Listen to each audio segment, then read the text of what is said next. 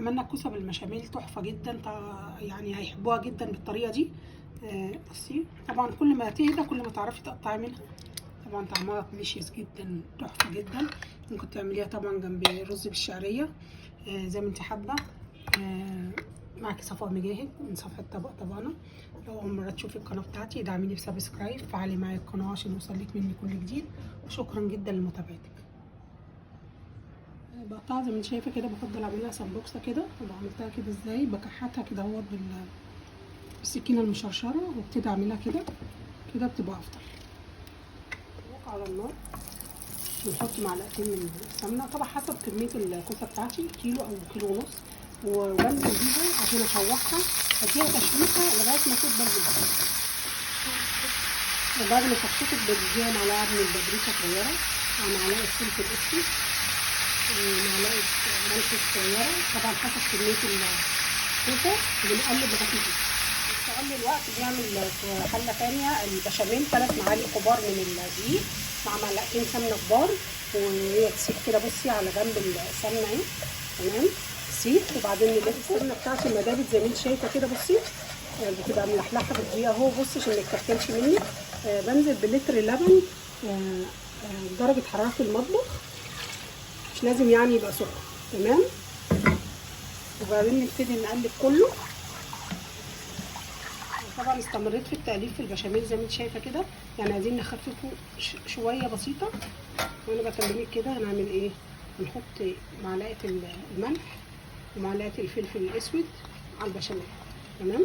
طيب انا دلوقتي لو ما عنديش جبنه كريمي عادي، وده وارد مفيش مشكله خالص، بنعمل ايه؟ بنحط مكانها، انا بفضل الزبده، بحط مكعبين من الزبده كده يدوني نفس الطعم. وكده البشاميل بتاعي ايه؟ يعتبر جاهز. بص كده يقطع شويه، ما يبقاش اتخن كده. فضلت طبعا اشوح فيها. بصي ما فيهاش اي بتاع ده ميه، عشان ما تميمرش معايا. لازم تاخد كده ايه كل السوائل بتاعتها تنشف كده. هي كده جاهزه. لسه بقى مكان تحمير الكوسه بتاعتي حطيت مكعب كده من الزبده او معلقه من السمنه، وبنزل بالبانيه. طبعا انا حطيت عليه عصره ليمونه وخليته يتصفى تماما، وبعمل كده لغايه ما نديله طعم. طبعا نص كيلو او كيلو حسب ما انتي هتعملي الصينيه او الطاجن حجمها قد ايه. بنزل زي ما انت شايفه كده بديك صدمه، بنزل بالملح والفلفل والبابريكا مش اكتر من كده. طب لو انت حابه روزماري زي ما انت حابه بقى، اي منكهات مش عايزاها حطي. انزل بالطماطمايه كده متقطعه، وده اختياري. ممكن تحطي معجون طماطم بس زي ما انت حابه. وطبعا ممكن المعصر يتعمل لحمه، انا عاملاه بالفراخ. يعني صينيه الكوسه بتتعمل باللحمه او الفراخ البشاميل، بتبقى لذيذه جدا. وطبعا اللي ما بيحبوش اصلا الكوسه هيحبوها بالطريقه دي، مش لازم تتحشي بس، لا بتتعمل بالطريقه دي حلوه طبعا. ننزل بقرن فلفل سبايسي وفلفل الوان زي ما انت حابه كده المتاح عندك، ننزله كده اهو. وننزل بمعلقتين معجون طماطم انا كنت مصلصاها اصلا، لغايه ما السوائل بقى بتاعتها تشربها خالص وتشرب التتبيله. وبعدين نشوف المعصر. البشاميل بتاعي بص القوام بتاعه عامل ازاي، مش خفيف قوي ولا تقيل. بنحط كبشه كده في القعر عشان لما نيجي نقطع خرطه الكوسه لو بردت ما تبقاش لازقه، تمام. نفردها كده كويس. طبعا ممكن تدهني الصينيه قبل ما تحطيها. تنزلي بنص كميه الكوسه كده، تمام.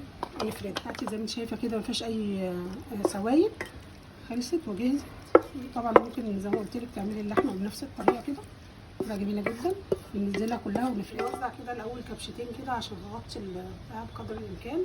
بعد كده بندلق البشاميل كله.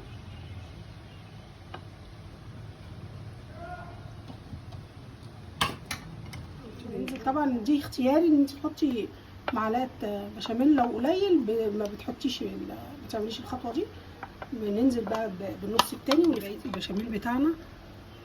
لو في جبنه موتزاريلا ماشي، مفيش انا بستعوض عليها بحب انا احط زبده على الوش، مش مشكله. ننزل بقى السباتولا بقيه الكميه كلها. بنفتح الفرن على درجه حراره 180 رف اوسط، وبعد كده بتقعد من 30 دقيقه ل 35 دقيقه يحمر الوش، وطبعا ببشره. وان شاء الله الف هنا وشفا. وكده جاهزه معانا. معاكي صفاء مجاهد من صفحه طبق طبعنا. اول مره تشوفي القناه بتاعتي دعميني بسبسكرايب، فعلي معايا القناه عشان يوصلك مني كل جديد. يلا ندخلها الفرن ونشوف احلى طاجن مكرونه كوسه بالبشاميل. حط قطع الزبده او موتزاريلا زي ما انت حابه، وكده كده الموتزاريلا اصلا ما بتعملش يعني طعم ولا منكهات، فعشان يحمر معايا بحط قطع زبده كده. وده اجمد طاجن كوسه بالبشاميل يطلع من ايديكي، طبعا تحفه جدا زي ما انت شايفه، والريحه طبعا جميله جدا. معاكي صفاء مجاهد. ما تنسيش تدعميني بسبسكرايب، فعلي معايا القناه عشان يوصلك مني كل جديد، وشكرا جدا لمتابعتك.